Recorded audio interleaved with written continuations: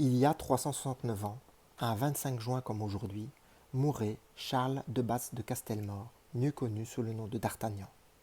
Mes historiennes et mes historiens en herbe, bonjour. Aujourd'hui, je vais vous raconter l'histoire des trois mousquetaires. Nous allons découvrir le vrai du faux. Tu connais sûrement les héros d'Alexandre Dumas, qui a consacré 3 gros romans en 3 ans, de 1844 à 1847, à Athos, Porthos, Aramis et D'Artagnan. Le titre de ses ouvrages, Les Trois Mousquetaires, 20 ans après, est Le Vicomte de Bragelonne. Quand tu penses aux mousquetaires, tu imagines épée, gants, masque, duel endiablé. L'écrivain a en effet brassé une incroyable et très réelle histoire de France, sous le règne de Louis XIII à celui de Louis XIV. Le cinéma s'est souvent inspiré de ces romans. De nombreux films y ont été souvent à l'affiche.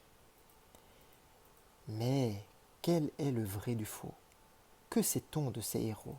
Mais avant tout, qui est Alexandre Dumas?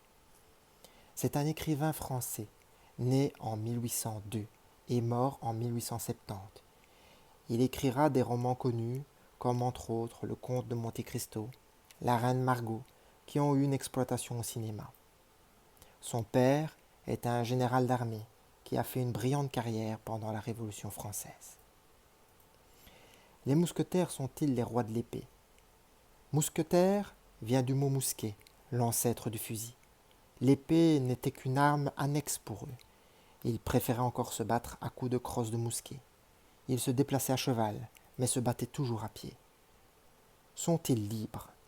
Dans les romans de Dumas, ce sont des aventuriers indépendants, ce qui est faux. En fait, ce sont des soldats assermentés, gardes rapprochés du roi, comme le rappelle la couleur bleu royale de leur tenue. Les trois mousquetaires ont-ils existé? Commençons par Aramis, qui s'appelait dans la vraie vie Henri Aramitz. Il rejoint la compagnie en 1640, à l'âge de 20 ans, et va mourir très vieux. Porthos, lui, est né en 1617. C'est le seul dont on connaisse la date de naissance. Il répondait dans la vraie vie au nom d'Isaac de Porto.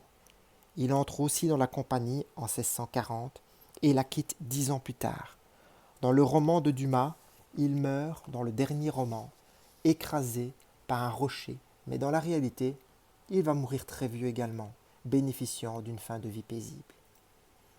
Athos, en réalité Armand de Silègue d'Athos d'Hauteville, qui dans la vraie vie va incorporer la compagnie en 1640, va mourir très rapidement, 3 ans plus tard, dans un duel, alors que Dumas, dans ses romans, le fait vivre jusqu'à ses 80 ans.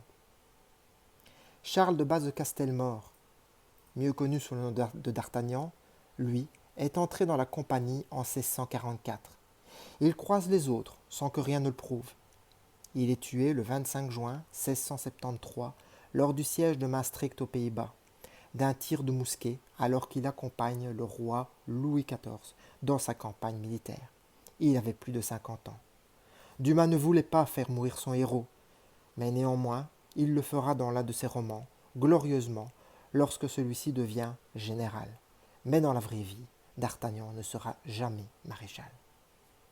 Sont-ils liés à la vie et à la mort? Faux. On ne sait même pas si D'Artagnan a rencontré réellement les trois mousquetaires. En fait, Dumas s'est inspiré des mémoires romancées de son héros, rédigées au début du XVIIIe siècle par Courtils de Sandras, lui-même mousquetaire et faisant partie de cette compagnie. Quittant la compagnie, il deviendra écrivain et va nourrir ses mémoires d'anecdotes de jeunes mousquetaires et de notes laissées par D'Artagnan, qu'il a très bien connu dans la compagnie. Sachez encore que la compagnie des mousquetaires fut dissoute en 1646 par Mazarin, avant d'être recréée en 1657, puis à nouveau dissoute et recréée jusqu'à sa fin en 1816. J'espère que cette petite histoire vous a plu. Merci de m'avoir écouté et n'hésitez pas à laisser vos commentaires. À bientôt pour d'autres vidéos.